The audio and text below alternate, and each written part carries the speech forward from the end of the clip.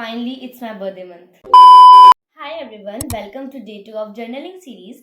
Finally, it's my birthday month and I am so excited to make today's journal because वो मेरे birthday month के related ही होने वाली है. So without wasting any further time let's get तो मैंने started. अपनी इंस्पिरेशन पहले से ही फ़ोन में डिसाइड करके रख रखी थी और मेरे बर्थडे मंथ में 8 लेटर्स आते हैं, तो इस वजह से मैंने 8 बैलून्स बनाए एंड देन मैंने उसके अंदर एक एक करके सारे ही लेटर्स लिख दिए and then I started making some doodles. Means मैं कुछ भी बनाए जा रही थी एंड ऑनेस्टली वो अच्छा भी लग रहा था. फिर मैंने पार्टी पोपर भी बनाया था, लेकिन ये मुझे कहीं से भी लग नहीं रहा था पार्टी पोपर.